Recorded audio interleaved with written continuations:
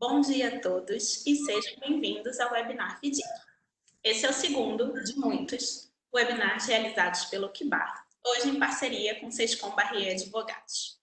Eu sou Monique Canedo, sou anfitriã desse evento e vou apresentar a vocês os nossos participantes de hoje. Para começar, nós vamos ter o Daniel Doll, diretor de recursos de terceiro da Socopa, uma das maiores administradoras de FIDIC no segmento de multicedente e multisacado.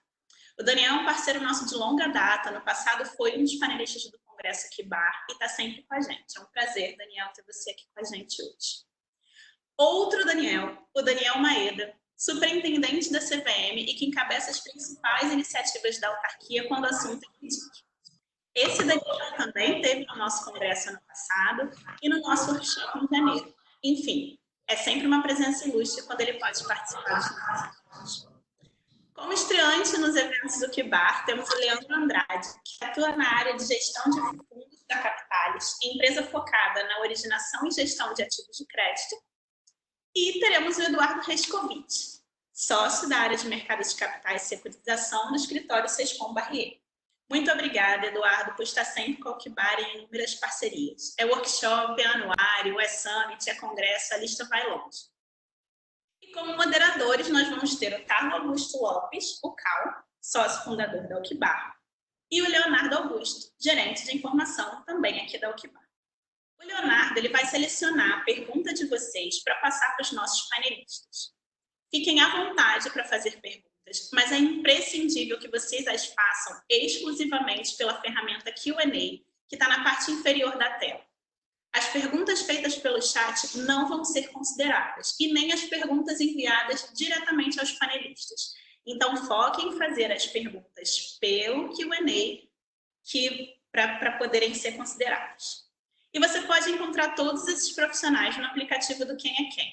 É só fazer o download no link que eu vou colocar daqui a pouco no chat. O Quem é Quem é um aplicativo que tem como objetivo conectar os profissionais de mercados financeiros estruturados, além de trazer o nosso conteúdo diário de FIDIC. Lembrando que o download é gratuito. Vou passar a palavra agora para o Carlos. Bom webinar para todos vocês. Bom dia a todos. Estou sendo indicado aqui que eu estou no mute, mas estão me ouvindo bem? Escutando. Ótimo. Bom, obrigado, Monique. Bom dia a todos.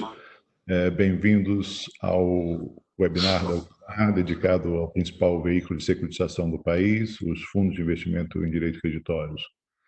Queria agradecer aos nossos panelistas, ao Eduardo, aos dois Daniels, o Doll e o Maeda, e ao Leandro por aceitarem o nosso convite e estarem aqui querendo compartilhar experiência, conhecimento sobre o mercado de FIDIC.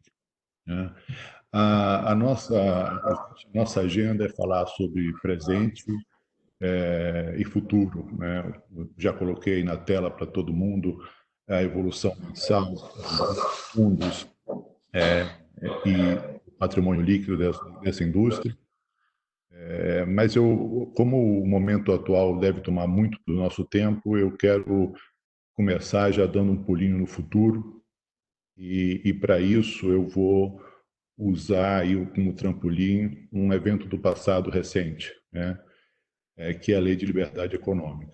Então, Eduardo, eu vou começar com você, eu vou pedir para você comentar sobre isso, porque você escreveu o capítulo Regulamentação e Legislação do nosso anuário, sobre o anuário dedicado a esse mercado, que a gente lançou ano passado, e você destaca como um dos eventos importantes do marco normativo, legislativo e normativo da indústria, essa lei. Então, se você pudesse comentar aí, quais os tópicos que você considera mais relevantes para, tanto do ponto de vista da indústria de fundos de investimento, quanto especificamente de FIDIC, o que você traz de, o que essa norma, o que essa lei traz de novidade, e vou pedir para o Maeda também comentar, já que a gente sabe que a CVM estava ali nos 45 do segundo tempo para lançar um edital para reformular a norma-mãe, que é a 356 do mercado de FIDIC, que teve que segurar segurar o edital, tendo em vista o impacto que a LLE traz para a indústria de fundos de modo geral. Então, Dol e Leandro, o microfone de vocês continua aberto, se vocês quiserem comentar alguma coisa, mas eu queria começar com o Eduardo e o comentário do Maeda especificamente sobre a LLE. Eduardo, o microfone é seu. Legal. Bom dia a todos, é um prazer estar com vocês aqui. Queria agradecer ao Gbar aí pela parceria de sempre. Todo ano, né, Cal, a gente se reúne para discutir as novidades desse mercado de FDICs. Esse ano não podia ser diferente, né? Apesar dessa crise enorme.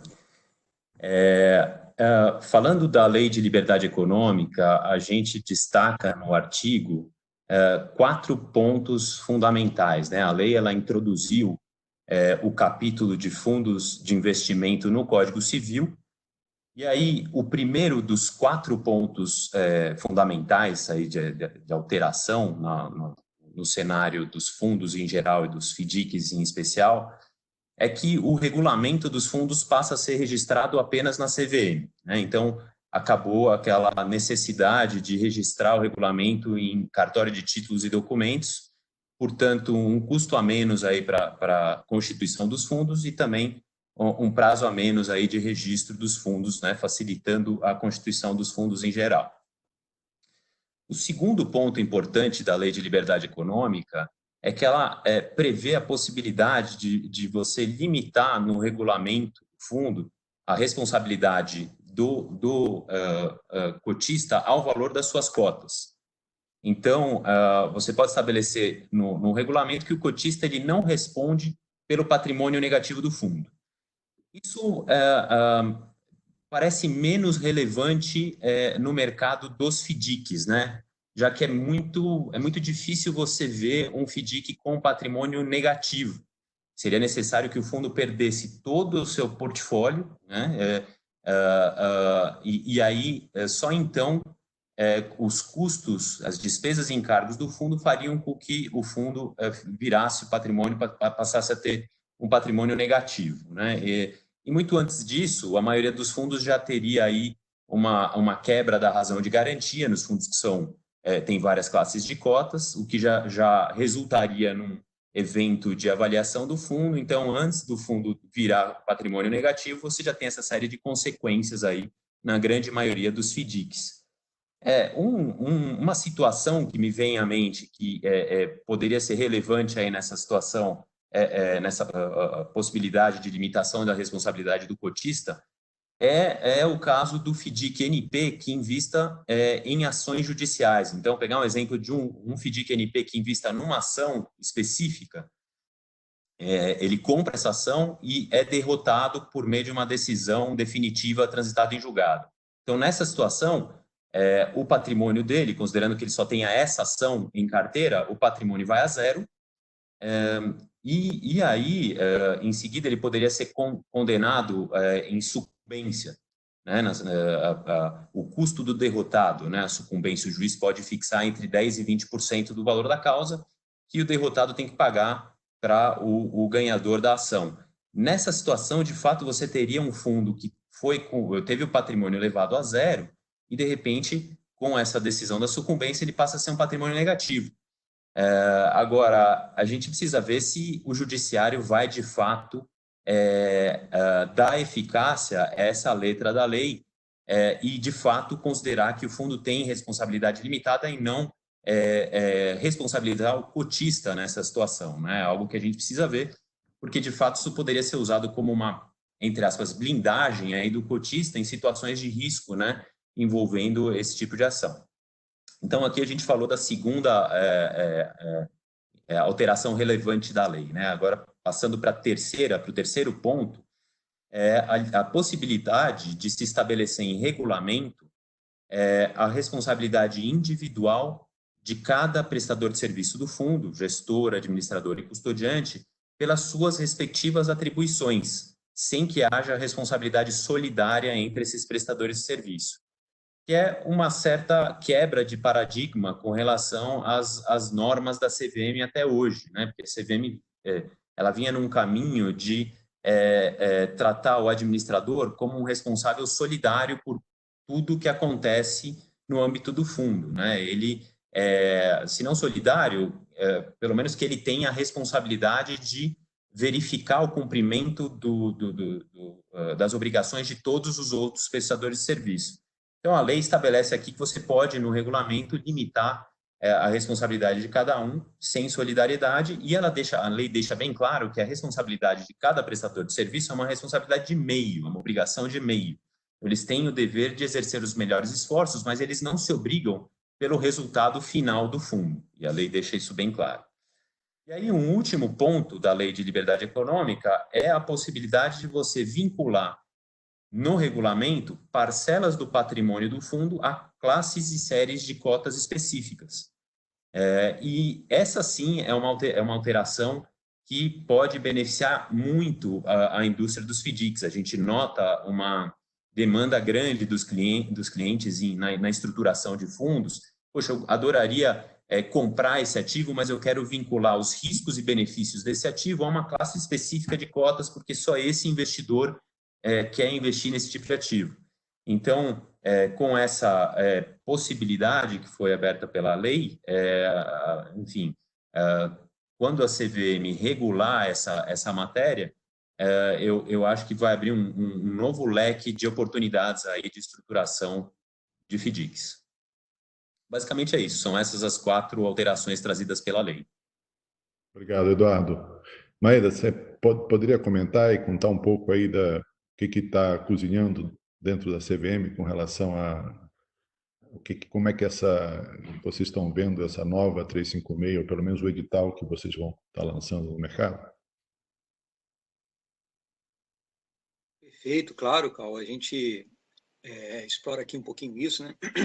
Acho que o Eduardo ele resumiu bastante bem, assim, já, né, o escopo da lei, né, quais foram os principais pontos. Então, eu já pulo essa parte naturalmente, né, e tento explorar algumas questões específicas aí e naturalmente como isso afeta ou impacta a própria 356.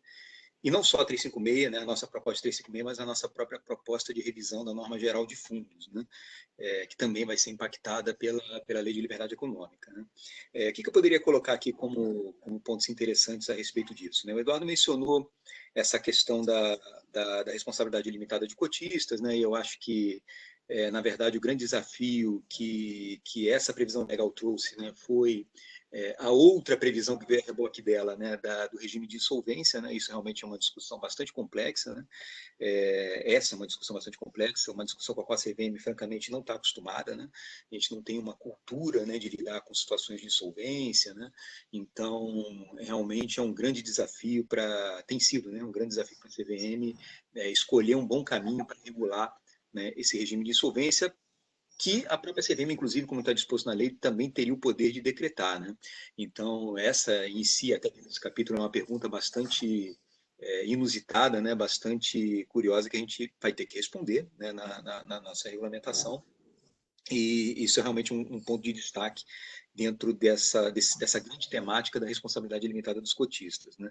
Em relação à responsabilidade solidária dos prestadores de serviço, né, acho que é interessante também passar essa nuance de que a regulação da CVM já trata isso de formas realmente diferentes. Né? Talvez assim, baseado no fato de ser um veículo mais dedicado a varejo, né? Um veículo aberto, né? Com entradas e saídas de investidores a todo tempo, né? O fato é que essa responsabilidade solidária entre prestadores de serviço ela é mais forte, ou ela está presente, né, de forma expressa nos fundos 555. Né? Nos fundos de investimento em participações, inclusive, tivemos a oportunidade de discutir recentemente, em 2016, sobre isso, e optamos até por deixar claro ali expresso na norma que essa responsabilidade solidária não se aplica, mas realmente tem sido nossa interpretação histórica de que essa previsão da responsabilidade solidária nos fundos 555 ela não se aplica a nenhum outro tipo de fundo mesmo. Né? Então, para os FDICs, né, inclusive, né, assim como também para os fundos de investimento imobiliários, né, enfim, para todos os outros tipos de fundos, né, enfim, né, a gente não haveria, né, que se falar em responsabilidade solidária civil, né, entre esses prestadores de serviço. Mas aí o Eduardo levanta realmente esse ponto muito pertinente, que é, olha, tudo bem, né, mas essa questão do entrelace de responsabilidade entre administrador e gestor, especialmente, né, ela não se limita à questão da responsabilidade solidária civil. Né?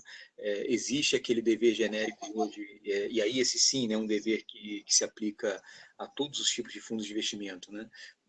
de um certo exercício de fiscalização do administrador sobre as atividades exercidas pelos outros prestadores de serviços, não só o gestor, né? E essa é uma discussão que a gente também está se propondo a fazer, tanto na revisão da norma geral de fundos, quanto também na revisão da própria 356, né? Como é que a gente pode passar a tratar isso, porque, obviamente, essa previsão, vamos dizer assim, mais genérica, mais aberta, né, de um dever de fiscalizar, ela tem gerado certo desconforto, né, para os participantes de mercado, enfim, né, e é perfeitamente compreensível, né, que eles tenham um pouco mais de clareza ali, né, ou perímetro, né, em relação ao que significa propriamente esse dever de fiscalizar, né.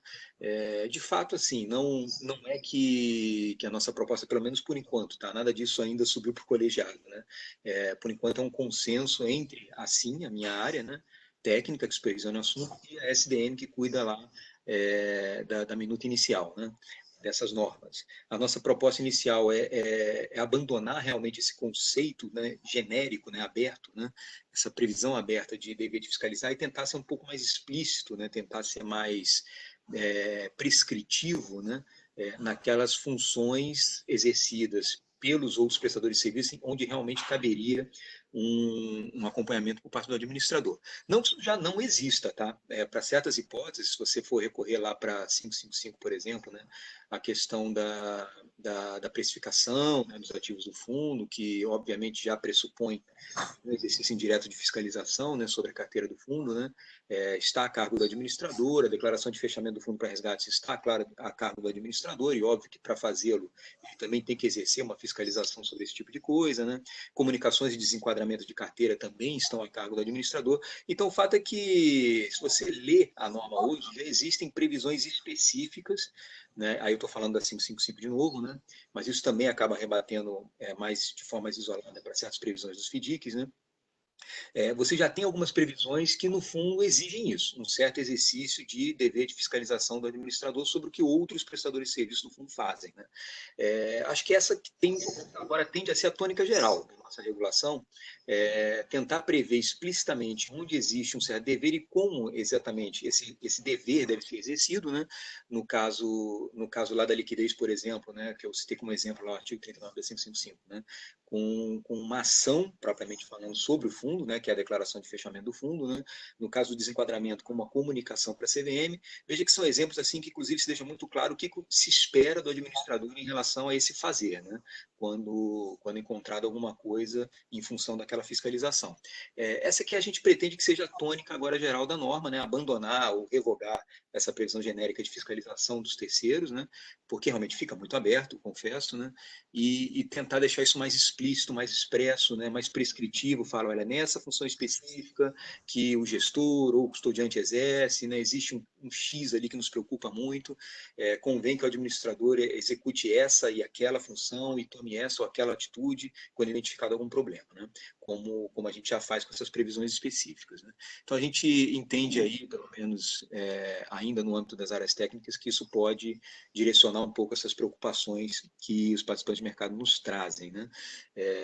Aí falando sobre essa questão mais ampla da responsabilidade solidária de prestadores de serviços. Mas realmente eu acho que para a norma de FDIC, né, o que pode ser bastante evolutivo, né, para o funcionamento de mercado é a questão, como o Eduardo já mencionou, das classes de cotas com patrimônios separados, né? Realmente, assim, para veículos de securitização de uma forma geral no Brasil e no mundo, né? Isso é uma dinâmica muito usada, né? Muito comum, veio muito em boa hora nessa previsão legal, né? Porque realmente a gente não teria sem ela, né, a possibilidade de disciplinar sobre um assunto tão delicado, né? Então, realmente veio em ótima hora essa previsão para que a gente possa abrir espaço para essa discussão.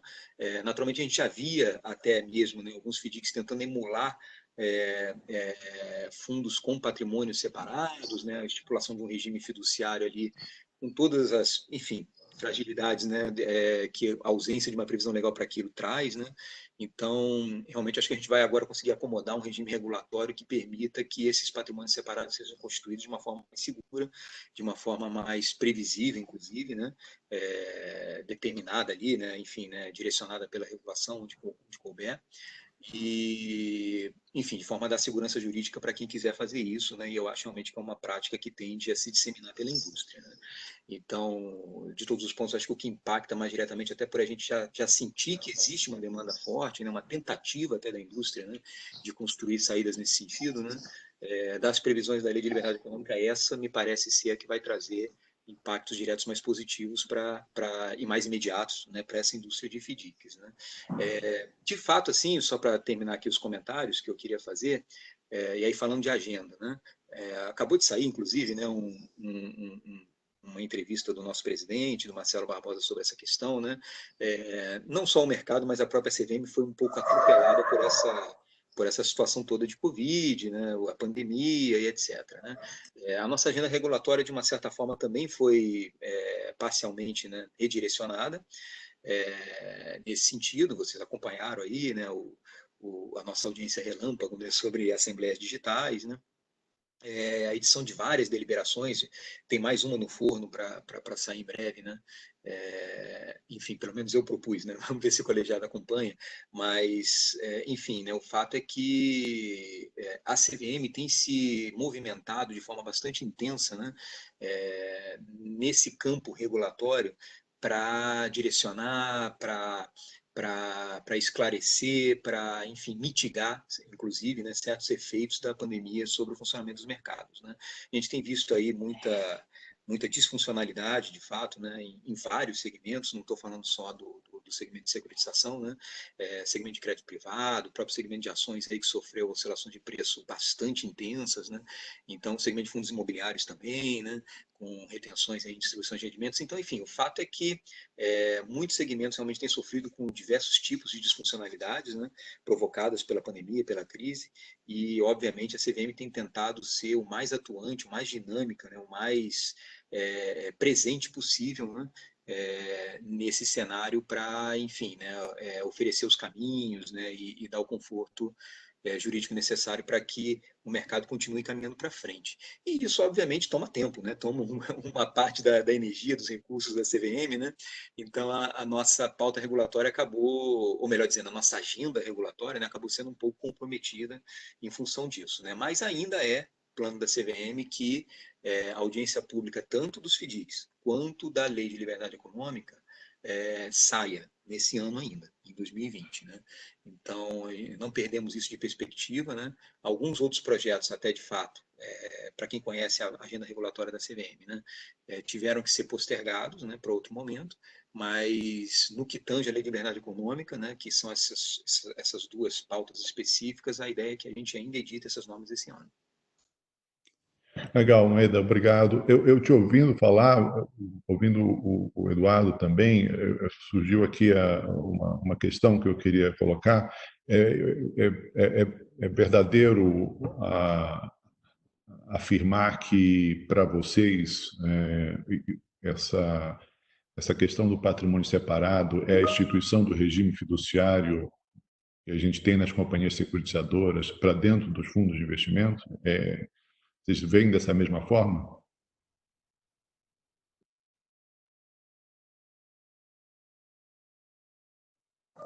Eu acho que o paralelo é bom, sim, Cal. Acho que aqui essa nova possibilidade ela vai gerar uma economia, né, na estruturação de fundos, né?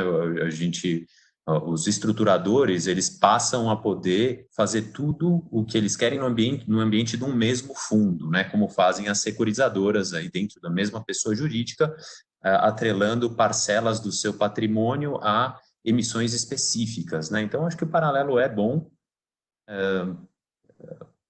A gente fica aí na expectativa, né, do Maeda, vou chamar de Maeda porque a gente tem o outro Daniel aqui, mas a gente fica na expectativa aí do que vem de normas aí da CVM. A expectativa é grande. Maravilha. Não, é isso aí. Complementando, acho que é um paralelo muito interessante, de fato, né? Eu acho que operacionalmente tende a funcionar de forma bastante similar, né? Mas lógico que assim, a gente tem tido internamente algumas discussões jurídicas até, né, de natureza mais legal, etc.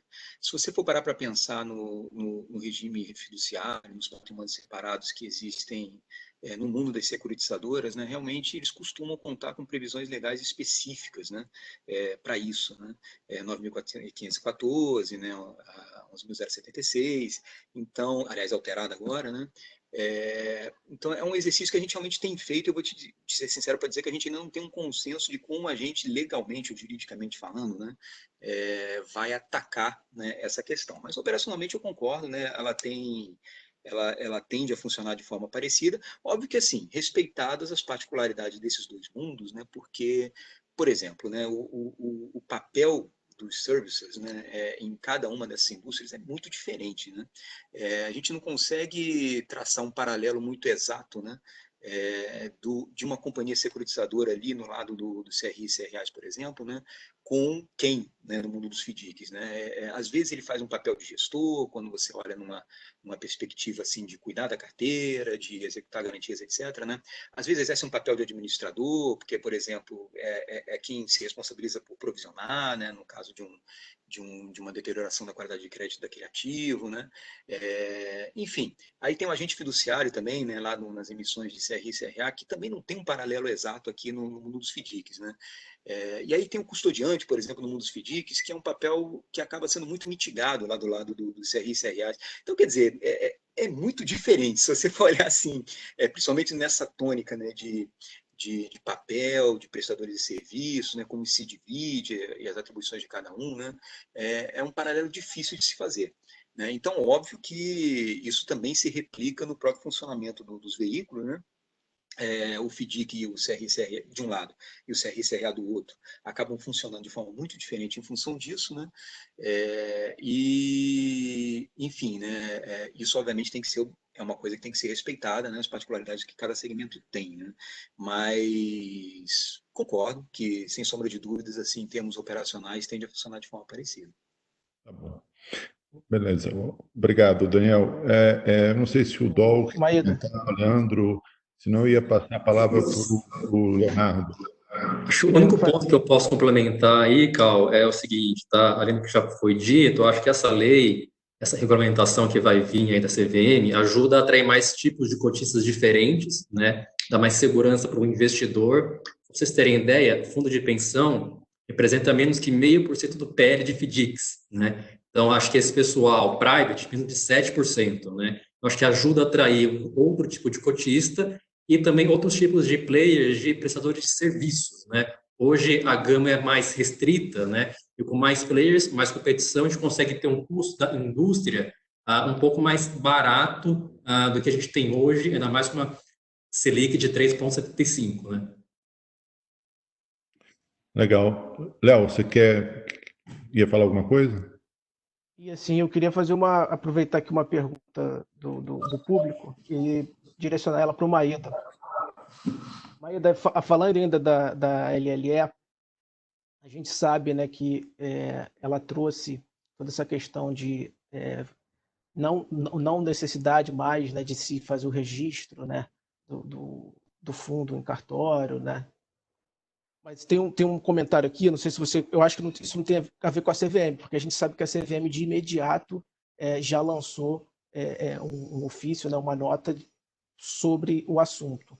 Mas tem um comentário aqui que fala que, por exemplo, no caso da Receita Federal, a Receita Federal ainda exige que haja o registro de encerramento do fundo no RTD.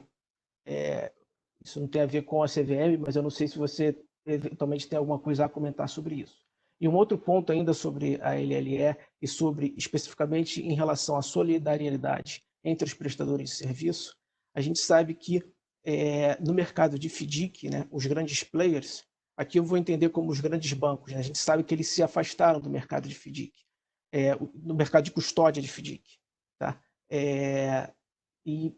Toda essa questão, né, de solidariedade entre os prestadores de serviços, em especial o custodiante, como é que a CVM está vendo isso? A CVM está pensando em alguma coisa em especial para o custodiante em relação a essa nova 356?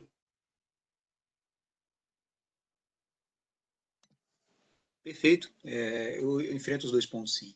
Em relação ao primeiro, de fato, assim, a gente tem mantido uma interação bastante intensa, né, com a Receita Federal para tentar abarcar todo tipo de situação possível, né, em relação ao registro do cartório, em cartório dos documentos do fundo, vamos até colocar de forma mais ampla, assim, não só do regulamento.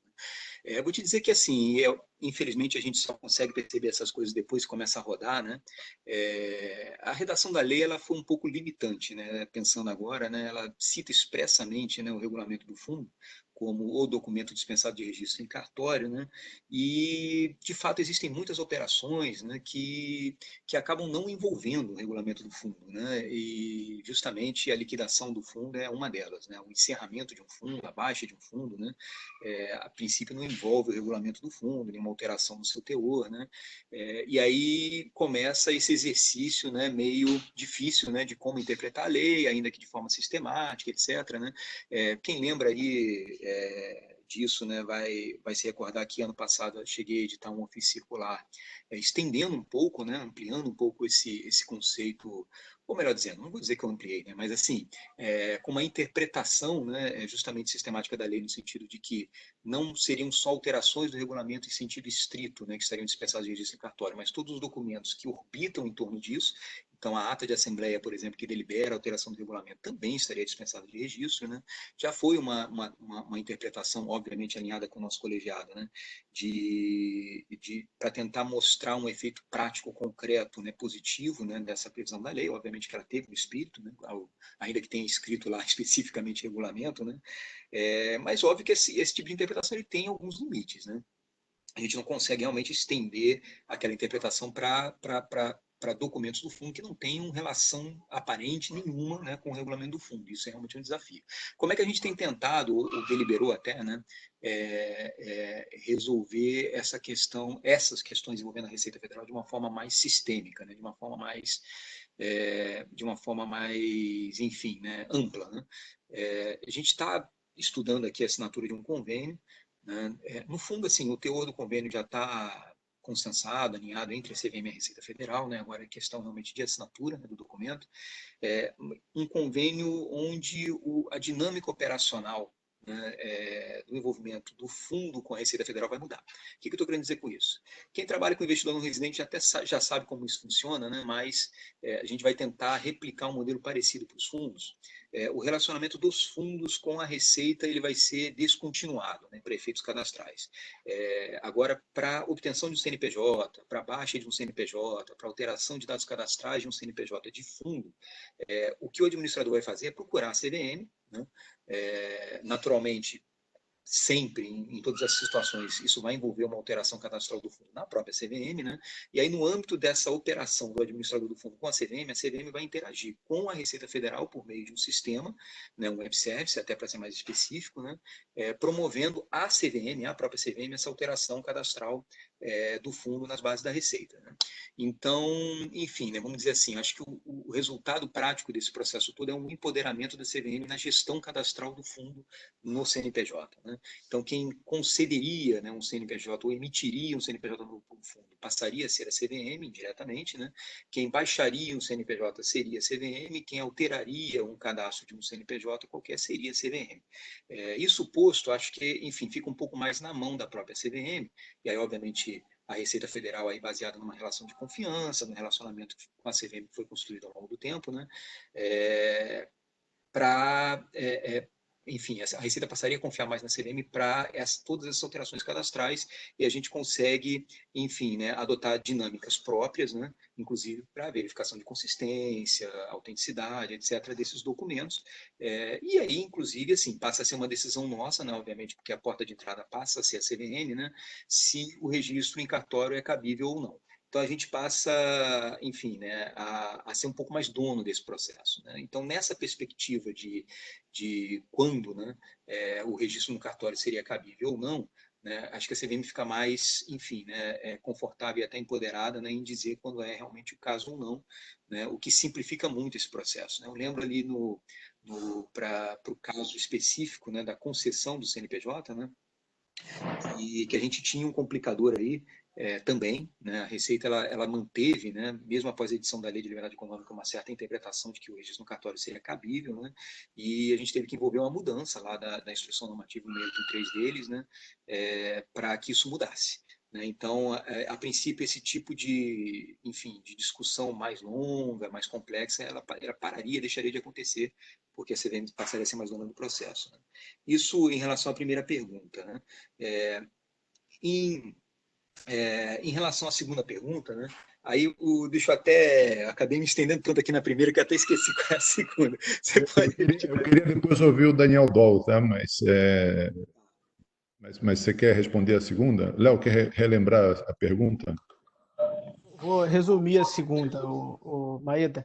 Você não quer falar um pouquinho sobre o que vocês, na nova 356, o que vocês estão pensando para o papel do custodiante? Lembrei. Assim, gente, é interessante, aliás, é muito interessante essa pergunta, né? De fato, foi um movimento macro aí que aconteceu nesse mercado de custódia, né? A saída dos grandes bancos, né? Obviamente que isso é uma questão que nos preocupou, sim, porque, enfim, né? Menos concorrência, né? Um mercado mais concentrado, né? Isso não é conveniente para ninguém, ainda que nós não sejamos um regulador de concorrência, né, é óbvio que a CVM reconhece o impacto positivo que a concorrência traz sobre o funcionamento dos mercados. Né? Então, enfim, né, foi um movimento que realmente nos preocupou. Eu tenho uma leitura assim, bastante particular. Né? Eu sei que se atribui muito essa questão da saída dos grandes custodiantes à previsão da responsabilidade solidária, né? Ou a existência, né, de responsabilidade solidária, mas eu realmente não faço uma leitura assim. Né? Primeiro, de um lado, justamente em função do que eu já falei antes, né, eu acho que essa responsabilidade solidária civil, de novo, né, ela não se aplica aos FDICs, né, existe uma certa confusão, né, de interpretação do mercado nesse sentido. O que existe como o Eduardo bem lembrou lá, né, um dever de fiscalizar. Né? Um dever que se impõe ao administrador, né? E aí não é nem ao custodiante, né? Mas ao administrador de fiscalizar o que os outros prestadores de serviço estão fazendo. Então, no fundo, sem trocadilho, né? Mas aqui nos FDICs, eu acho que, na verdade, os custodiantes eles sempre foram realmente o centro de imputação para as irregularidades que a gente viu lá atrás. Né? Não é que eles estivessem, enfim, sendo responsabilizados por uma regra de solidariedade, né? ou sendo levados por arrasto, né? Em função do que acontecia no fundo. Né? Era realmente porque existia um rol de responsabilidades e funções que o custodiante deveria exercer nesse FDIC, que esses custodiantes não exerceram bem. E, para ser muito franco, né, eu acho que para a dinâmica de alguns FDICs, né, com fluxos, né, de direitos creditórios muito intensos, né, com dificuldades bastante estruturais de verificação de lastro até, né,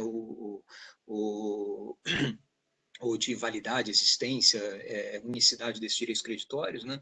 O fato é que os custodiantes foram meio que percebendo, né, que para exercer, né, que era difícil exercer de forma apropriada aquelas funções que a 356 trouxe. Isso realmente era um desafio estrutural da indústria. Né? E eu acho que, nesse sentido, e eu acho que muito em função disso, né, que esse efeito, né, de saída dos custodiantes acabou acontecendo, né, essa percepção, né, de que eles não conseguiriam alcançar, né, o que a regulação exige, né, para determinados tipos de FDICs, né, em especial. E nesse período, acho que até meio que enxergando esse vácuo, né, operacional na indústria, vamos chamar assim, né, que nasceram as entidades registradoras. Né, é um pouco da leitura que eu faço, né, para tentar cobrir esse gap. Né, e, francamente falando, eu acho que, assim, para determinados assuntos, né, como o assunto da existência, do direito creditório e também, até certo ponto, para o tema da unicidade do direito creditório, elas vieram para mitigar bastante, né, o nível de problema nesse tipo de situação. Né? Vocês vão ver na minuta da 356, a gente traz, né, para dentro da regulação dos FDICs essa figura da entidade registradora, né, com uma série de descontos, né, a reboque, né, para os FDICs que utilizam essa estrutura da entidade registradora, focadas justamente no próprio custodiante, porque passa a deixar de fazer ou passa a deixar de ser necessário, né, uma série de controles e acompanhamentos para o custodiante num FDIC com esse cenário, né, de acompanhamento dos direitos creditórios por entidades registradoras de direitos creditórios, né, por entidades registradoras de ativos financeiros, né, como se prevê lá na Resolução 4593 e na Circular 3743 do Banco Central. Então, enfim, o que uma das inovações dessa norma é justamente prever, né, a existência dessa grande inovação, dessa grande fintech, né, que apareceu aí a partir de 2016, né, no mercado de FDICs também, no mercado de crédito de uma forma geral, né, mas também no mercado de FDICs, né, e tentar se beneficiar com isso, né, tentar prever um regime regulatório, né, de controles e acompanhamentos um pouco mais, enfim, né, suave, né, em especial, de fato, para o custodiante, da existência dessa figura, né? Então, acho que, respondendo à pergunta que foi colocada pelo Fernando, se não me engano, né, que você repetiu, Leonardo, acho que o nosso grande ponto é esse, né? Acho que a gente tem, sim, uma tônica, né, de aliviar um pouco essa dinâmica, né, de atribuições, responsabilidades do custodiante, que realmente é forte, é bastante pesada, eu não nego isso, né? Mas, infelizmente, até então, né, até aquele passado que todo mundo viveu, né, bastante necessária, né? Mas, dadas as novas circunstâncias e a atuação desses novos players, né, tentar prever um regime, enfim, mais suave e sem perda de segurança, sem perda de controle, justamente em função dessa emergência, enfim, do nascimento, né, ou do surgimento desse novo prestador de serviço na indústria. Obrigado. Eu queria ouvir o Daniel Doll, que a gente não teve oportunidade de se manifestar. Em cima de tudo isso, Doll, o que você... Queria te ouvir um pouco. A gente tem acompanhado aí essas alterações, as possíveis alterações da 356, né? Um ponto que realmente acho que o Maeda confirmou, os registradores vão ter um papel maior daqui em diante, mas eu queria entender também, não sei se posso fazer pergunta direto para o Maeda, mas queria entender também qual o posicionamento da CVM, qual a interação da CVM com o Banco Central nesse momento para as entidades escrituradoras. Porque no reboque das registradoras vem a entidade registradora. Uma centralização, pelo nossa interpretação, que vem uma centralização dos recursos para dentro das registradoras ou das entidades das escrituradoras. Então, perderia um pouco como é feito o FDIC hoje, como a conta centralizadora sendo do fundo, de responsabilidade do custodiante, iria para um modelo um pouco diferente disso. Né, no nosso entendimento, as liquidações teriam que ser feitas dentro da registradora ou dentro ou os ativos teriam que passar pela escrituradora e serem liquidados dentro de uma registradora. Entender como vocês têm conversado com o Banco Central a respeito disso. A escrituradora ainda está em audiência, né? Acho que ainda não saiu 100% da norma, mas como que você entende que realmente muda bastante em relação ao que é hoje a função não só do custodiante, mas a existência do fundo, de uma maneira geral, né? Então, acho que tem alguns entraves ali que a gente que precisam ser discutidos pela indústria de uma maneira geral, principalmente na questão da escrituração, de como nasce o título, né? Então, acho que é um pouquinho isso que eu queria que você pudesse abordar esse tema. Maeda, eu vou te passar a palavra, mas eu pediria que você fosse sintético, porque a gente está já com 45 minutos quase de webinar, e eu queria trazer outros assuntos, outros tópicos para a gente discutir, principalmente trazer um pouco de números sobre o desempenho recente da indústria. Queria ouvir vocês também sobre questões como o PDD e assim por diante. Tá ótimo, Cal. Vai me dosando aí sem problema nenhum. Se deixar, eu vou falando sem parar. Mas em 5 minutinhos eu respondo essa, né? Assim, Dol, o que eu poderia dizer a respeito disso? Né? Em relação às registradoras, propriamente falando, acho que convém a gente lembrar que isso não é uma experiência tão nova assim, né? Vamos dizer assim, um certo nível de confiança, de reliance, né, numa entidade que, na prática, acaba sendo regulada, supervisionada por um outro órgão, né? Se você for parar para pensar, os títulos públicos são o ativo mais relevante na carteira dos fundos, olhados de uma forma consolidada, e isso tudo é depositado na Selic, né? Que também é um ambiente que não é regulado, supervisionado pela CVM, e o que nos dá conforto em relação a isso, né? Justamente uma interação forte, troca de informações, né? Inclusive estabelecimento de supervisões lá no outro ambiente, né?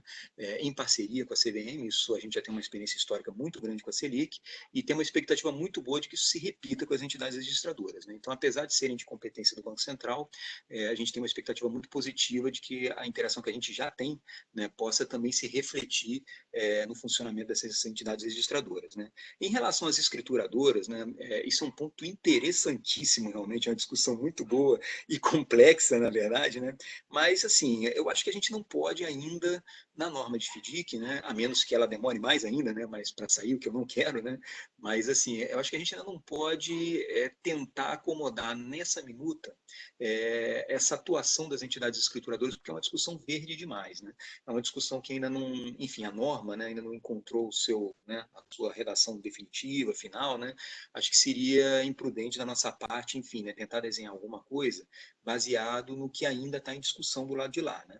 Então, assim, agendas observadas, né, e respeitadas, né, inclusive a data que se prevê sair lá, né, a norma do Banco Central, né, e a nossa aqui também dos FDICs, né, enfim, por enquanto a gente está caminhando sem essa previsão das escrituradoras, né. Agora, é lógico, né, dependendo da dinâmica das coisas e se isso sai, né, e se dissemina rapidamente pelo mercado, né, a gente pode rever, ainda que seja após a audiência pública, né, já no retorno, né, dos comentários do mercado, né, a gente pode passar a prever alguma coisa na 356 sem sombra de dúvidas, né? Acho que convém que a norma seja o mais compatível possível com o funcionamento do mercado como ele é, né? Obrigado, Maeda. Eu vou trazer alguns números aqui e depois, se o Dol e se o Leandro pudessem comentar, dados aí do nosso do mercado, né? Estou tentando compartilhar. Cal, se eu puder te interromper, eu queria só trazer 2 pontinhos bem rápidos aí de eventos de 2019 que impactaram muito a indústria de fundos, mas bem rapidinho, posso? Vamos lá. Que nós já estamos com quase 50 minutos aí a gente só falou de um tópico até agora, mas vamos lá, Edu. Bem rápido aqui, são 2 decisões da STJ, eu não tenho, eu imagino que muitos dos participantes de mercado não se deem conta da importância dessas 2 decisões de 2019 do STJ, então vou falar bem rapidinho delas. A primeira é com relação à possibilidade do FDIC adquirir créditos com coobrigação do cedente. E aí, o caso base analisado foi de uma empresa que cedeu créditos para o FDIC, se coobrigou e a sócia da cedente se coobrigou junto. E aí o crédito não foi pago e o FDIC entrou com uma ação de cobrança, de execução contra o sacado, o cedente e a sócia do cedente. E a sócia da cedente e a cedente tentaram se esquivar dessa responsabilidade de toda forma em juízo, alegando que a cessão com cobrigação seria assemelhada ao desconto bancário, portanto, privativa de instituição financeira, e o FDIC não poderia adquirir crédito com cobrigação. Várias entidades participaram desse processo como amicus curiae, como colaboradores da justiça, entre eles a CVM, a Ambima, a Anfidic, todos se posicionando a favor da cessão com coobrigação, mas a gente esteve muito próximo de ter um precedente muito negativo aqui, porque primeira instância julgou favoravelmente ao devedor e aos coobrigados. TJ de São Paulo julgou favoravelmente ao devedor e aos coobrigados, isentando-os dessa responsabilidade. E para você ter uma ideia, a Ambima, no âmbito do processo, ela chegou a mencionar ao juiz que aproximadamente 60% das operações no âmbito dos FDICs é feita com algum tipo de coobrigação. Então, você imagina o impacto que uma decisão que anula essas coobrigações teria na indústria de FDIC.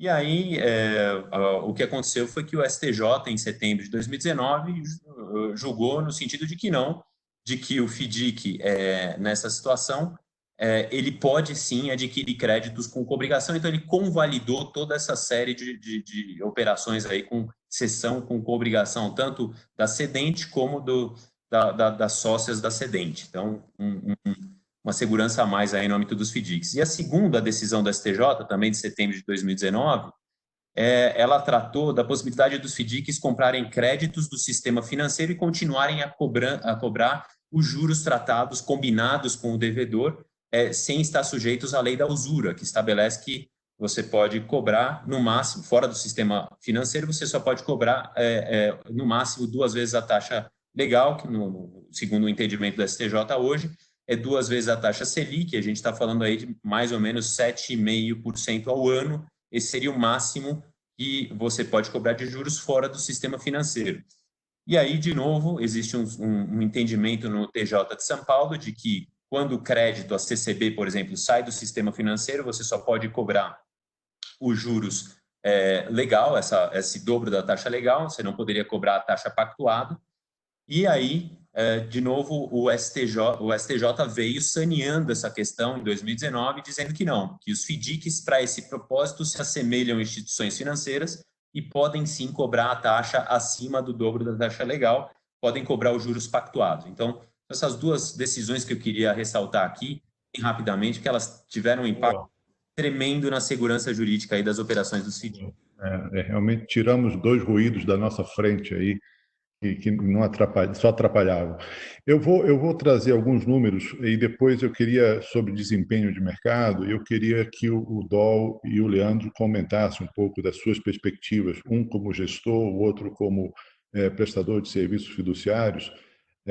Vocês têm na tela aí os números de março, né? Já com os números que a gente conseguiu coletar a partir dos informes mensais. Aí temos uma captação negativa de 3,2 bi de todos os fundos, mas lembrando que tem um fundo específico que só ele foi responsável por 3,9 bilhões de amortizações em cima de uma venda da carteira de direitos creditórios. Né? Se a gente for ver os fundos abertos, isso é o número para fechados, né? Se a gente for ver os números abertos, esse número também não está aqui passar para vocês, né? Ele não ele é importante, mas não chega a ser muito grande, comparativamente ao fato de que você, no fundo aberto, você pode sacar, entre aspas, a qualquer momento, né? A gente teve 1,6 bilhão de resgate.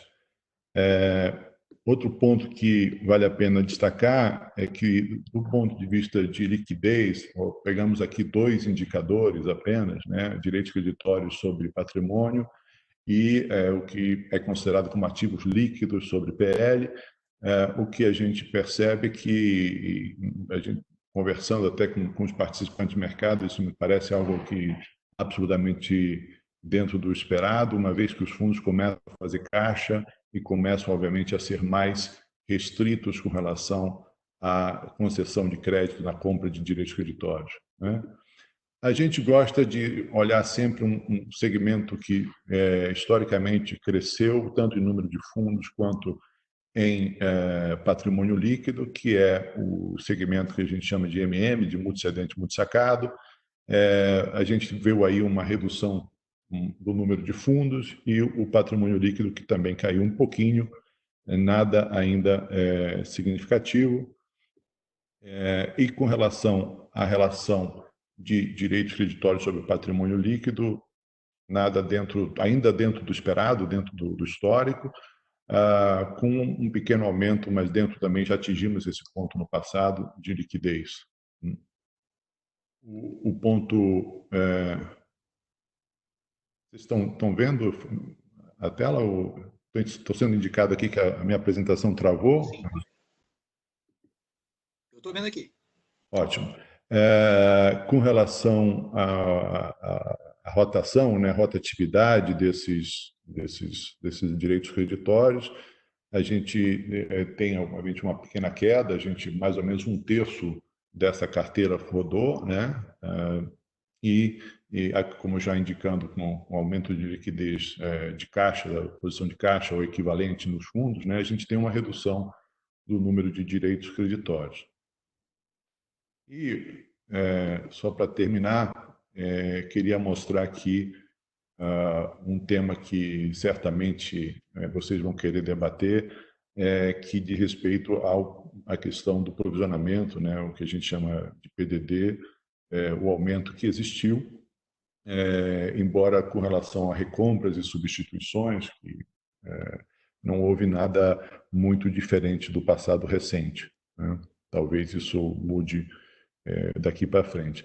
Mas eu queria só trazer esses grandes números e Dol, se você puder comentar, o Leandro também, um pouco da experiência, o que vocês estão vivendo, como é que vocês estão vendo, principalmente porque dentro do segmento multissetorial consagrado, ele tem uma posição de liderança, tanto na administração quanto na custódia desses fundos, né?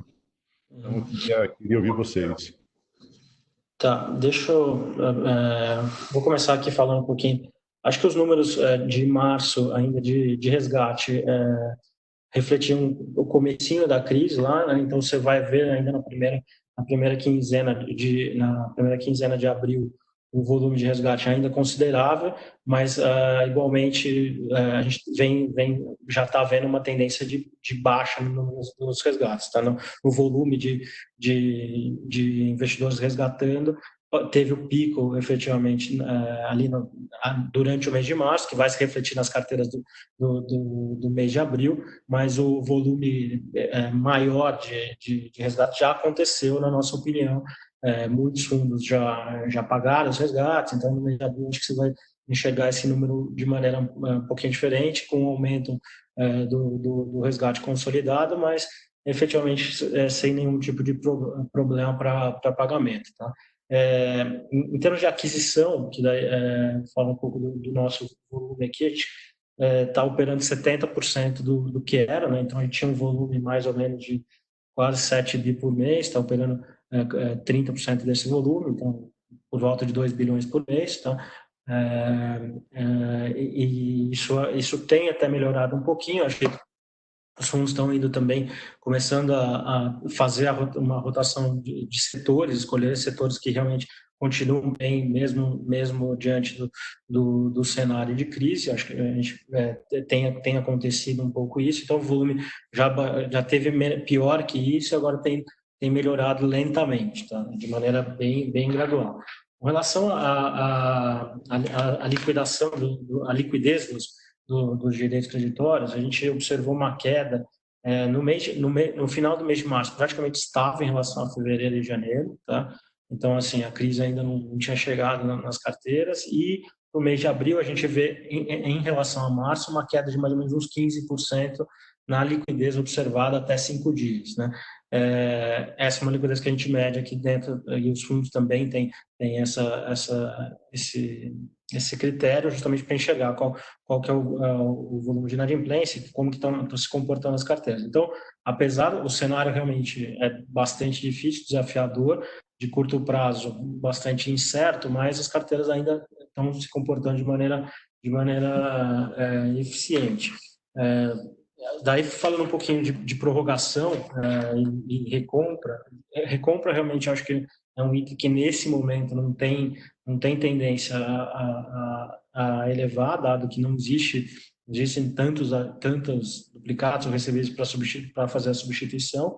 E no item de prorrogação, que a gente criou uma regra específica para determinados tipos de fundo aqui, a gente teve um volume ainda não tão grande desde o dia 8 de abril, quando a gente implementou essa regra. Então, a gente teve um volume total de um pouco acima de 100 milhões de reais, que não é um volume tão grande comparado com o tamanho das carteiras que a gente tem, tá? Então, ainda o comportamento de prorrogação também está bastante controlado de uma maneira geral, tá? Então, isso olhando todos os fundos administrados, não nomes individualmente. Então, a gente tem visto realmente todo mundo fazendo caixa, fundos já em cenário de eventual até desenquadramento de 50% de direitos creditórios, que raramente acontece, né? Então, já tem esse cenário para alguns tipos para alguns FDICs aqui dentro. E, de um modo geral, ainda, a gente está monitorando e acompanhando o que vem acontecendo. A gente interpretou o ofício circular 6 da CVM quando foi divulgado, demorou um pouquinho para tomar alguma medida em relação a isso, principalmente na questão ligada às prorrogações, mas a partir do dia 8 de abril a gente implementou um modelo de prorrogação um pouquinho diferenciado do que é o normal, em situações normais, vamos dizer, principalmente atrelada à falta de previsibilidade de curto prazo ou à dificuldade de entender qual o comportamento das companhias no curto prazo, dado o cenário de pandemia. Então, acho que é um resumo bem curto, né? Sobre o que vem acontecendo nas nossas carteiras. E, de modo geral, há monitoramento muito maior, né, nos direitos creditórios, acho que não tem jeito, acho que nome é nome, e nos fundos que têm mais investidores, um foco maior, mas a mensagem até o momento a gente é positivo, apesar de tudo que está acontecendo, realmente a mensagem até o momento a gente não ainda sofreu tanto, já está quase no final de abril, eu acho que daqui para frente pode piorar, né, porque daí já pega o momento que o direito creditório foi adquirido foi no primeira semana de março, então começa a vencer esses títulos, e daí alguns setores realmente sofrendo muito, varejo, têxtil, de uma maneira geral, são os setores que realmente pararam, e daí não tem como, nesse momento, pensar em prorrogação, não pensar numa renegociação de curto e médio prazo. Então, em linhas gerais, é isso que eu tinha a falar nesse tema. Obrigado, Dol. Leandro, você quer comentar? Sim, eu posso fazer um complemento aí que o Dol já comentou, tá? Falar um pouquinho de mercado, só se o Léo puder pôr na tela 3 da apresentação que eu mandei para ele, se for possível, tá? Eu entro um pouquinho aqui na nossa carteira e falo um pouquinho para vocês, tá? Então, assim, o que a gente, enquanto o Léo põe aí, mas são dados públicos aí de mercado, né? A gente percebeu o que, do ponto de vista, assim, de investidores, né? Teve, obviamente, uma abertura muito grande aí da taxa de juros, né? NTNB em especial, né? NTNB mais longa, vocês podem ver nesse gráfico aí que está, né? Essas curvas, né? Vinham numa taxa muito estável, né? Antes do Covid, aqui no Brasil, o primeiro caso ali no final do mês 2, né? E depois a curva de juros ela abriu e ficou muito volátil, né? Então acho que isso acabou assustando alguns investidores, né? Que não estavam muito acostumados nesses últimos tempos com uma volatilidade de mercado, tá? Então acho que isso responde um pouco aí os dados de resgate que a indústria teve. No nosso caso, em si, a gente não teve nada muito expressivo, a gente trabalha com outro tipo de investidor mais profissional, tá? Então, nada muito fora do comum. Outra coisa que eu acho que a gente pode aí complementar, né, aqui um pouco da carteira nossa, a Capitalis aí tem quase 7 bi em gestão aqui dos nossos fundos, né, são 10 anos, né, nessa área, é uma carteira pulverizada em mais de 70 setores, né? Então tem saúde, imobiliário, consumo, agronegócio, né? O que a gente consegue ver, carteira nossa, a gente brinca como um micro PIB, né? Dá para a gente entender um pouco a dinâmica, né, das cadeias de valor de suprimento em nível de Brasil. A gente tem exposição no Brasil todo, tá? O que a gente percebeu, né? Obviamente, logo depois ali quando teve o fechamento, especialmente aqui em São Paulo, né, no mês de março, né, a gente começou a pôr todo mundo para trabalhar de casa, né, de home office, tá? Então a operação continuou normalmente e a gente começou a acompanhar cada vez mais de uma forma online, né, o volume de liquidação previsto versus o que tem acontecido, né? E isso tem se mantido muito em linha com as médias históricas nossas, né? Então, olhando um pouco mais para a carteira aqui, a gente não teve nenhum movimento de atraso, prorrogações de grande volume. Obviamente, algum setor ou outro sofre um pouco mais, né?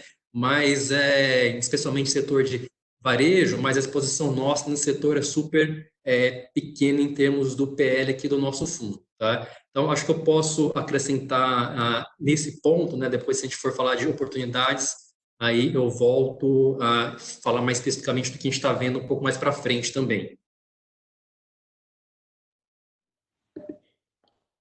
Legal. Léo, você quer trazer algumas perguntas aí dos nossos participantes?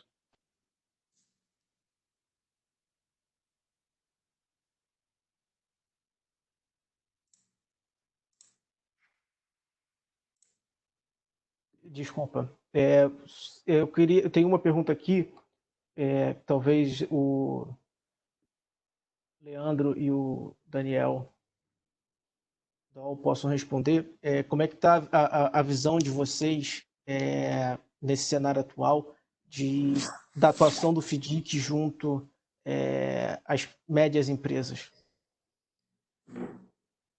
Posso pegar aqui, Dol? Ou você quer responder essa? Não, pode pegar, depois eu complemento. Tá bom. Então, FDIC, de modo geral, tá, só para pôr alguns números, né, ele representa aí 10%, quase 10% do que a gente chama de crédito livre, né, tirando recursos direcionados, né? Então, somando que os bancos e outros players, os fundos dão de crédito, tá, o PL dessa indústria, os FDICs representam aí quase 10%, né? O que a gente tem percebido, né, para as pequenas e médias empresas, obviamente, essa empresa que mais sofre nesse instante, porque é uma empresa que não tem balanço, né? Esse cara vive de fluxo, né? Seja o fluxo da loja, da padaria, do cartão de crédito que ele passa, ou de débito, né?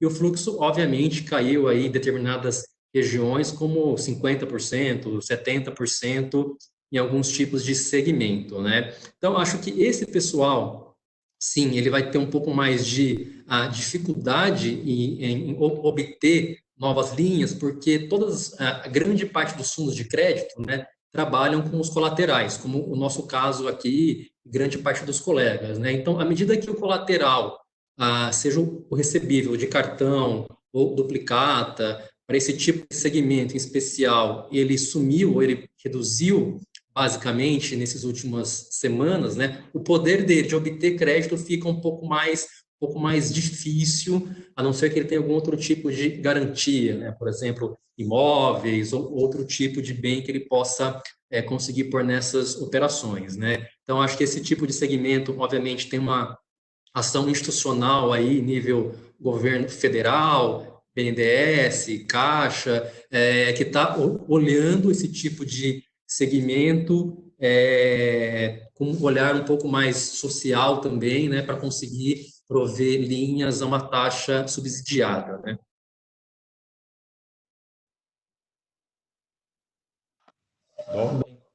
Vamos lá. Não, é isso mesmo. Acho que nesse momento, como o Leandro falou, acho que o segmento de pequenas e médias empresas sofre bastante, principalmente em regiões onde, além de ter regiões mais pobres, então você vê a liquidez muito mais baixa em estados que geralmente tem um PIB per capita reduzido, né? Então, não só São Paulo sofre, mas acho que tem empresas um pouco mais parrudo São Paulo, Sudeste, Sul, mas realmente outros tipos de empresas tem outros tipos de empresas em estados que são menos favorecidos em termos de PIB, têm sofrido mais.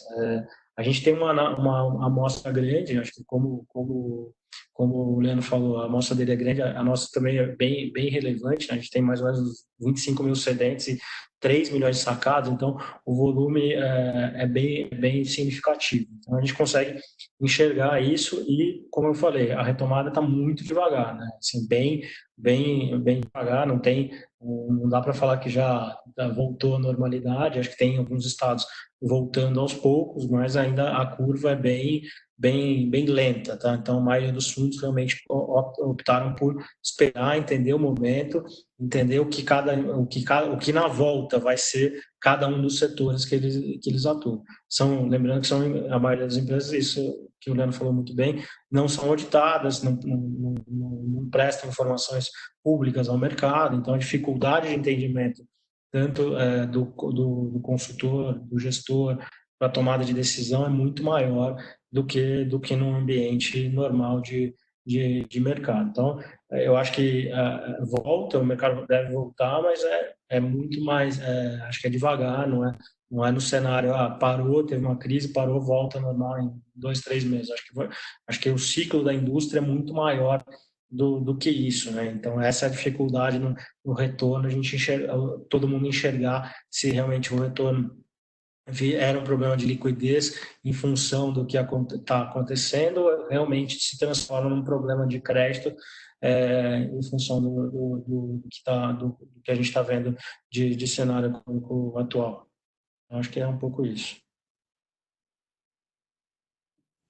Mas te ouvindo, Dol, assim, certamente esse segmento vai ser muito impactado, mas pelos números que a gente viu de março, de aumento de liquidez, de aumento de provisionamento, mas ainda não tão significativo, pelo menos pode ser decorrência das próprias medidas que foram tomadas por alguns administradores como vocês, mas pelo menos a indústria de fundos de investimento de direitos creditórios ainda não está sendo impactada como a vida real, digamos, dessas empresas.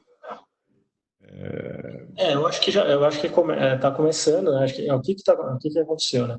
Mesmo quem não tinha resgate para pagar também optou por recolher nesse momento. Então, assim, é um cenário completamente diferente. O que acontecia nas outras crises, os bancos tiravam crédito e os FDICs aceleravam o crédito porque tinham mais certeza que tinham um relacionamento já antigo e teriam um sucesso no recebimento. Essa não, essa crise acho que é bastante diferente de tudo que a gente já viveu, tanto bancos como participantes de mercado de capitais não recolheram crédito de uma maneira geral. Então, assim, a gente não vê ainda isso dentro o problema de crédito grande dentro das carteiras, isso que a gente comentou, ainda o número de vencidos não cresceu tanto, a liquidez não diminuiu tanto, já diminuiu cerca de 15%, 16% que nosso número, 20%, acho que tem alguns players falando 20%, então assim, a redução ainda não é significativa. Mas falar em crédito novo nesse momento, em abundância, como a gente tinha nas outras crises, os fundos realmente voltando, indo ao mercado de maneira forte quando os bancos retraíam, a gente acho que não vai ver no curto e no médio prazo. Tá? Acho que vai demorar um pouco esse ciclo mesmo depois de voltar, a economia voltar, os estados voltarem a operar, o ciclo é longo. Né? O ciclo não é um ciclo de 30 dias, é um ciclo de 60, 90 dias até a produção e venda da mercadoria. Então, eu acho que realmente demora um pouco para voltar a ter papel no mercado disponível para aquisição por parte dos FDICs. Isso, lógico, exceto alguns setores que continuam indo bem nesse cenário de cenário adverso, vamos dizer assim. Ou seja, vem mais coisa por aí. Seria diferente, seria surpresa se fosse diferente. Léo, uma pergunta? Acho que tem uma pergunta aqui que pode ser interessante, acabou de surgir. Dado esse atual cenário, né, de possível falta de ativos, diminuição de ativos, pode ser que alguns fundos comecem a se desenquadrar. Alguma coisa, não sei se o Daniel concorda com isso, quer dizer, não sei se o Daniel da sua Copa concorda com isso. Eu também queria saber do Daniel Maeda se a CVM, caso socorra esse desenquadramento, se a CVM pensa alguma coisa em relação a flexibilizar isso.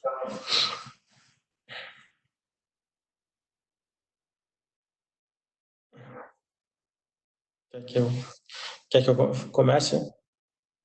Pode ser. Pode começar, Daniel. Dó, por favor. Tá, não, então, acho que eu comentei, a gente tem vivido começar já dado assim falta de resgate e excesso de caixa, a gente começa a vivenciar isso, né? Então a gente está seguindo um pouco o que foi determinado lá no ofício 6, né, que foi um ofício circular direcionado aos fundos, e nesse momento questionando gestores quanto a reenquadramento. O que acho que, se você puder comentar, mas acho que seria importante, que em situações normais você tem os 15 dias lá para reenquadramento. Eu acho que a gente está vivendo uma situação anormal. Então, não sei até que ponto você pode falar em relação a prazo para reenquadramento, principalmente nessa questão dos direitos creditórios. Se a gente pode, efetivamente, aceitar as justificativas de gestores que, olha, eu preciso de mais, o mercado voltar a operar, ou seja, daqui 2 meses, desenquadrado na razão de garantia, que existe essa possibilidade de acontecer. Acho que o Leandro também pode falar um pouquinho sobre isso, se ele tiver conforto, mas efetivamente a gente não tem, nesse momento, para a maioria dos fundos, novos direitos creditórios sendo originados dentro do mercado. Então, acho que não dá para ninguém afirmar, vou reenquadrar em 15 dias, porque acho que é um pouco fora fora da normalidade que a gente está vivendo. Então, não sei se puder comentar um pouquinho sobre isso, que a gente fica preocupado em relação à questão de prazo. Eu li o ofício, talvez 15 mais 15, mas eu não sei se existe alguma possibilidade de pedido de pedido de desenquadramento em relação a direitos creditórios maior por parte dos gestores e administradores, nesse sentido. Perfeito. Obrigado, Daniel. Assim, o que a gente pode falar sobre isso? De fato, como o Daniel lembrou bem aí, né, já nos manifestamos no ofício circular 6 sobre esse tema do desenquadramento da carteira, né, de fato. Coisas que a gente tentou, né, deixar ali no capítulo, né, porque ele tratou de vários assuntos, né, mas nesse capítulo de desenquadramento de carteira, coisas que a gente tentou deixar claro ali. Primeiro, naturalmente, né, ele começa desenvolvendo, né, sobre a regulação dos fundos 555, porque a consulta antecedente lá era sobre o fundo 555, né, naquele contexto foi inclusive relembrado lá o prazo de 15 dias para reenquadramento que está previsto naquela instrução, né. No último parágrafo desse capítulo, né, a gente tentou dar ênfase para essas duas coisas, tá? Primeiro, que esse prazo de 15 dias previsto na 555 ele não deve ser aplicado subsidiariamente para as outras instruções, para os outros tipos de fundos, né? Então, a menos que alguma instrução de algum fundo específico tenha um prazo próprio, né? Mas, por favor, não usem aqueles 15 dias como uma referência, né? Como um limite, né? Para reenquadramento. Não é o caso, tá? Mas o que poderia sim ser aplicado, né? E aí é o que no finalzinho a gente vai desenvolvendo mais lá, né? O que pode sim ser aplicado para os fundos estruturais são aqueles conceitos, né, que eu expus na parte mais inicial sobre os casos de desenquadramento.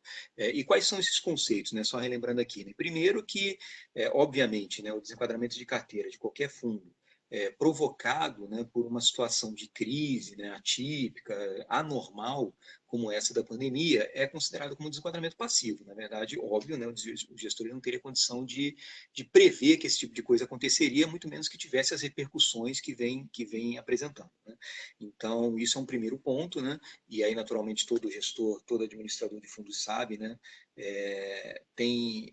A nossa regulação prevê tratamentos diferentes, né, para hipóteses de desenquadramentos ativos, que são irregularidades de fato, né, per se, né, das hipóteses de desenquadramento passivo, que não são irregulares, né, porque foram provocados por fatores exógenos, alheios ao controle do gestor, né, mas, claro, tem que ser reenquadrados na medida do possível. Né? E aí ou melhor dizer, a carteira tem que ser reenquadrada na medida do possível, no menor prazo possível. Né? Agora, o que é menor prazo possível? Né? Não tem muita fórmula mágica para isso. Né? Eu costumo brincar, dizer isso para todo mundo que me consulta sobre esse tipo de coisa, né? Que a regra de ouro do gestor e do administrador também, né? Claro, né? É buscar o melhor interesse dos cotistas, né? Buscar, enfim, né? Exercer da melhor forma o seu dever fiduciário perante o fundo. Então, claro que se o gestor, né, naquela determinada circunstância, entende, e existem motivos para isso de fato, né, que operar ativamente no mercado, né, pode expor o fundo a um nível de risco, né, de crédito, ou de liquidez, ou o que seja, né, enfim, fora dos mandatos do fundo, acho que realmente existe um dever principal aí, né, um dever essencial dele, né, de buscar se preservar esse interesse dos cotistas. Então, que ele faça, não tem problema nenhum. Acho que é uma justificativa que, obviamente, assim, tem que ser fundamentada, tem que ser evidenciada, né, aí no caso do concreto que o Daniel Doll colocou, né, de uma provocação dele como administrador para o gestor, né, o gestor tem que ser capaz de mostrar para o administrador do fundo, né, que a decisão que ele está tomando é fundamentada. Né? Ele fala, olha, tem aqui realmente um mapeamento, né, dos tipos de créditos que estão à disposição, o nível de risco, seja de qual natureza for, né, para o meu mandato, para o que eu tenho aqui como missão perseguir para os meus cotistas, está incompatível, não tenho como montar uma carteira nessas circunstâncias. Né? A minha decisão por hora, de novo, preservando o melhor interesse dos cotistas, é parar. Né? Eu acho que é perfeitamente factível isso. Realmente o que eu só peço, né, e isso é uma coisa explorada lá no ofício circular, é que o gestor realmente ele procure evidenciar isso o melhor possível. Né? Não pode ser um chute. Né? Ele diz, olha, eu acho que o cenário assim está meio ruim, enfim, né, vou parar. Não, peraí, ele tem uma regra, né, obviamente de percentual mínimo de direitos creditórios na carteira, etc., né, que, na medida do possível, ele tem que preservar, sim. Né? Então, essa é a regra. Exceções são admitidas? Claro que são. Mas, como toda exceção, né, é uma exceção que tem que ser protegida, né, por uma evidenciação bastante concreta ali de que é realmente o caso de tratar como uma exceção. Né? Então, esse é o único favor que eu peço, né, ou pedido, né, que eu faço para os gestores, né, que realmente eles possam circunstanciar isso de forma apropriada, até para dar conforto para o administrador. Né? Se o administrador receber uma resposta do gestor no sentido de eu estou parando porque eu acho que o mercado está muito bagunçado e ponto, fica difícil, né, para o administrador se sentir confortável com uma resposta pobre dessa. Né? Realmente ele tem que ter esse conforto vindo do gestor de que a situação exige essa postura dele, né, do gestor. Mas, enfim, voltando aqui para o tema central, né, é perfeitamente possível, sim, que o gestor ele opte de forma fundamentada, né, por manter aquele desenquadramento por um período um pouco maior. E volto a dizer, não tem um prazo, né, fatal de 15 dias, como existe lá para 555, né, no caso dos outros fundos. Né. Eu queria só complementar aqui, se eu puder, que o Maeda está falando dessa obrigação regulatória de reenquadrar o fundo, né? Mas eu acho que em muitos fundos existe aí uma obrigação estabelecida no regulamento, né? E cujo descumprimento eventualmente geraria aí um evento de avaliação do fundo e até, dependendo do caso, a liquidação. Eu acho que aqui eu não sei, vocês veem alguma forma de se esquivar dessa obrigação prevista em regulamento, de alguma medida regulatória da CVM para isso? Eu acho que aqui seria muito difícil a CVM atuar nessa ponta, né, Maeda? Uhum. Eduardo, esse seu ponto é bastante interessante. Eu posso fazer umas considerações iniciais e aí, obviamente, abrir para o Leonardo e para o Daniel. Né? Assim, essa questão já foi trazida para a gente, seja em função de um desenquadramento de carteira, seja em função de uma reclassificação de uma agência de rating, né, para a nota do fundo, enfim, seja em função, né, de um índice de subordinação abaixo do previsto, etc. Realmente, assim, existem vários fatores no cenário atual que podem provocar um evento de avaliação do fundo. Né? E aí, consequentemente, uma assembleia para deliberar sobre aquilo. Em si, eu acho essa mecânica, francamente falando, saudável. Acho que assim, você tem a chance de explicar para os investidores do fundo o que está acontecendo com o fundo e por que ele está vivendo aquela situação, essas três que eu mencionei como exemplo, qualquer outra, né? Isso é muito positivo. Né? Agora, é lógico que a gente tem algumas situações específicas, principalmente nos multicedentes, multissacados, perdão, que é uma situação que a gente está, que é justamente o assunto que eu vou tentar, que eu vou deliberar, enfim, né, discutir hoje com o colegiado, né, à tarde, né, que é essa situação do FDIC com uma carteira muito curta, né, com um prazo de vencimento médio dos ativos realmente muito curto, né, ou seja, uma carteira que, a princípio, né, em função de um não agir do gestor, pode deteriorar muito rápido, né, e onde esse cenário de evento de avaliação acabe surgindo, né, e seja necessário, enfim, uma assembleia para discutir o que fazer, né, e aí, só como uma cereja do bolo, né, usualmente são fundos que contêm previsões no regulamento de uma certa stop order, né, para o gestor. Né, ele fala, olha, enquanto a gente não deliberar o que fazer sobre essa situação, desenquadramento, rebaixamento de nota, enfim, etc., para aí. né? Não opera nada, enfim, deixa a carteira como está, né? E aí, realmente, assim, para fundos com prazo médio, né? Muitas vezes ali de 45 dias, etc., né? Dos ativos da carteira, né? Esse ficar parado, né, até que a assembleia seja feita pode ser muito nocivo para o fundo, né? A carteira pode perecer muito rápido, né? E, enfim, né, o que a gente está discutindo, até foi uma proposta do mercado para lidar com isso, é a possibilidade enfim, você encurtar o rito, né, da Assembleia Geral, para que o fundo possa, a governança do fundo, né, possa decidir mais rapidamente sobre esse tipo de situação, né, para que o gestor do fundo possa explicar mais rapidamente para os cotistas o que está acontecendo e os cotistas reunidos em Assembleia possam deliberar mais rapidamente também sobre o que fazer, né, de forma que a gente não deixe a carteira do fundo se deteriorar de forma tão acentuada e tão rapidamente, né. Entendi perfeitamente essa proposta, eu estou de acordo, né? No fundo, a minha proposta para a reunião de colegiado vai ser nessa linha, de permitir, né, que essas assembleias sejam feitas em prazos inferiores, né, à convocação, etc. Primeira, segunda convocação, em prazos bem inferiores, né, ao que está previsto lá no artigo 28 da 356, né, enquanto perdurar toda essa situação, né, de crise, pandemia, etc., né, para viabilizar um processo de tomada de decisão mais rápida, né. Agora, eu tenho que dizer, volto a repetir o que eu coloquei no começo, né, eu acho que chamar os cotistas para discutir o assunto em si é bom, assim, eu não tenho como negar que é uma coisa positiva para a governança do fundo, né?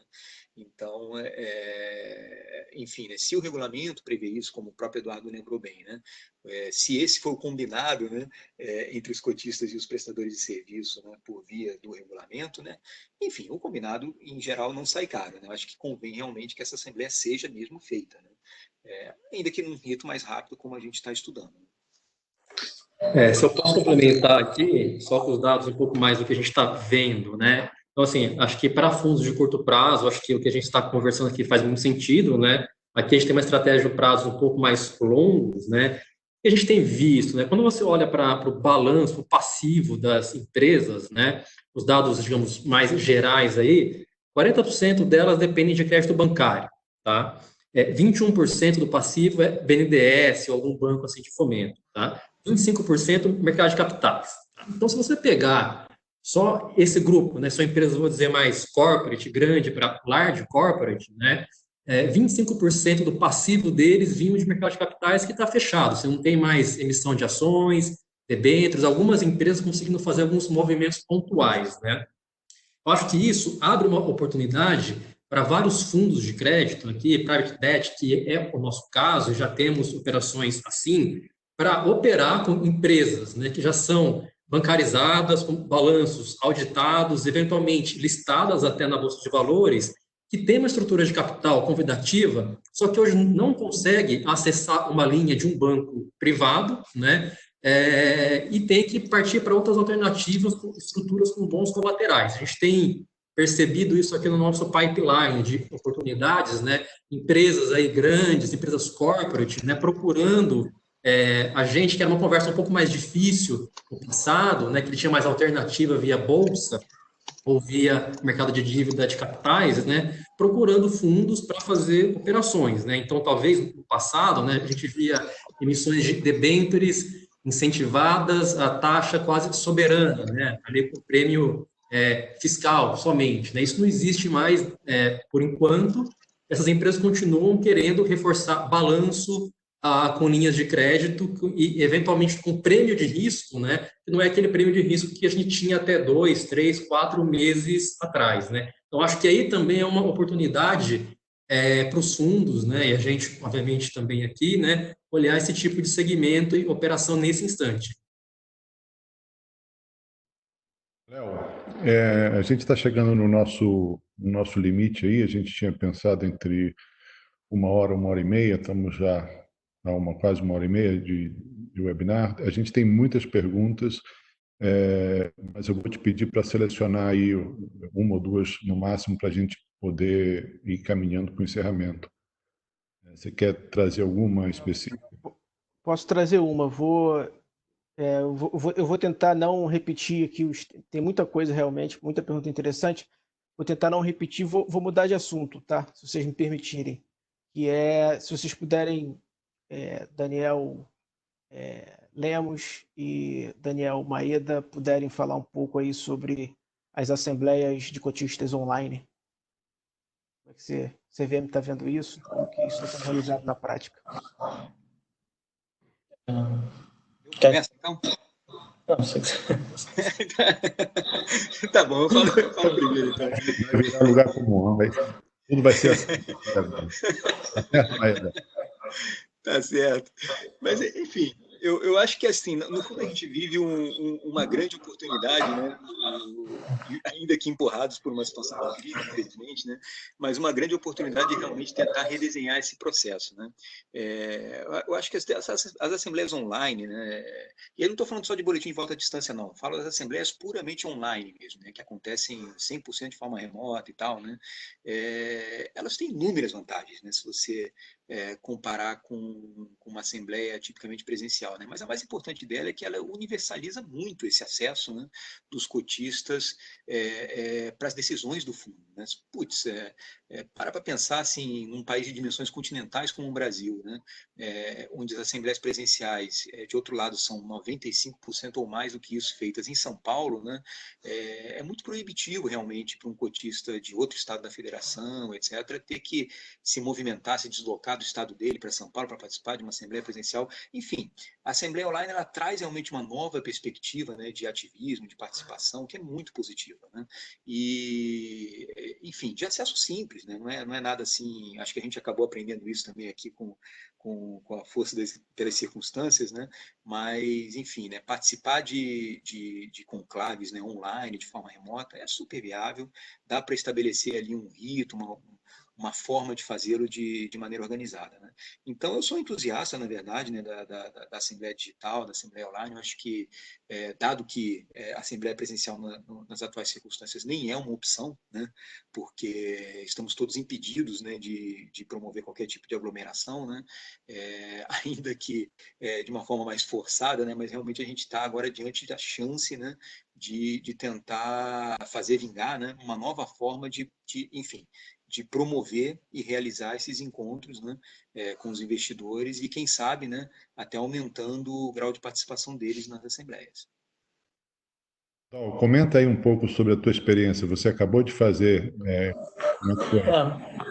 A gente já implementou, já fez algumas assembleias virtuais, né? Tem uma série de assembleias marcadas. Até o momento, assim, a experiência tem sido bastante positiva mesmo. A única preocupação minha é quando tem um volume muito grande de participantes, de cotistas, né? Então, assim, aí dificulta um pouco a questão de credenciamento. A gente não tinha, o que a gente vai fazer nas próximas assembleias? Vai abrir um período de credenciamento, de identificação das pessoas, na verdade, não credenciamento. As pessoas mandam a procuração, mas a hora que está todo mundo no link disponível, a gente quer ver quem efetivamente está participando para ver se bate com a procuração. Então, a ideia é abrir um prazo para cada pré-assembleia, ali, uns 15 minutos antes, justamente só para identificar que a pessoa que mandou a procuração é realmente a pessoa que está participando da assembleia. Mas, por hora, sim, funcionou bem. A gente tem gravados feito a gravação das assembleias, então cada pessoa que fala é identificada também na gravação, então mesmo que ela não esteja participando de maneira com vídeo, então mesmo se ela não tiver com vídeo, só o áudio, aparece o nome da pessoa na tela. Então eu acho que por hora, como o Maeda falou, acho que facilita para todo mundo nesse processo e vai na agenda de ter quase tudo digital, né? Então, já tem cadastro de excedente hoje digital,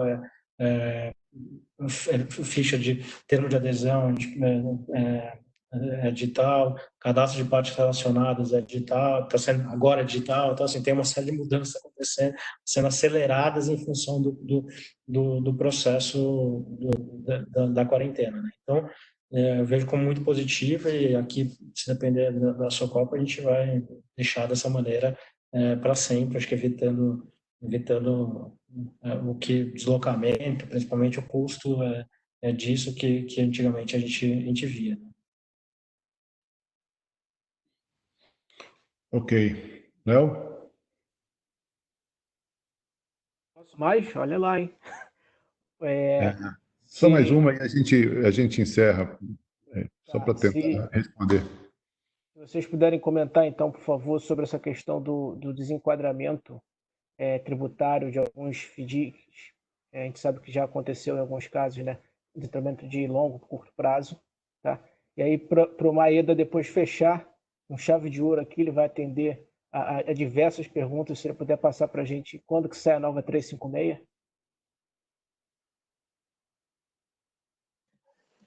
Gente, assim, gente, em relação ao desenquadramento, acho que é um pouco do que a gente já explorou bastante aqui, né? Isso foi bem discutido aqui ao longo do webinar, enfim. Eu realmente convido a pessoa que fez a consulta a visitar o nosso ofício circular 6, né? Ele estressa bastante essa discussão, né? E, enfim, a gente tem agido aqui na nossa supervisão em linha com o que está exposto lá, né?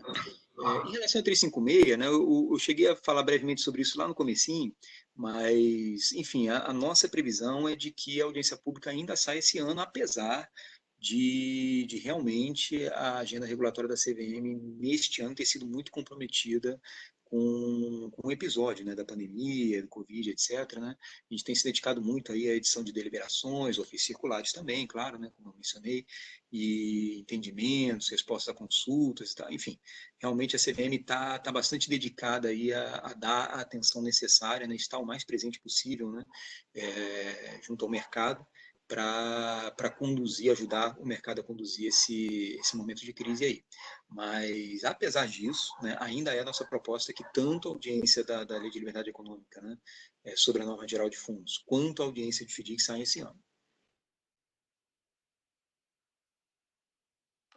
Acho que o ponto do desenquadramento é sobre a questão tributária, e daí a questão tributária não refere-se à CVM, né? A questão de enquadramento de curto ou longo prazo de carteira, e daí acho que não está abarcado naquele comunicado no ofício circular da 6, né? É isso? Eu ia dizer isso também. Exatamente isso. Eu não vejo muita possibilidade da CVM interferir nessa parte. Assim, me parece que se acontecer esse desenquadramento, o fundo vai se sujeitar às alíquotas pertinentes, né? Não sei se vocês têm alguma outra opinião.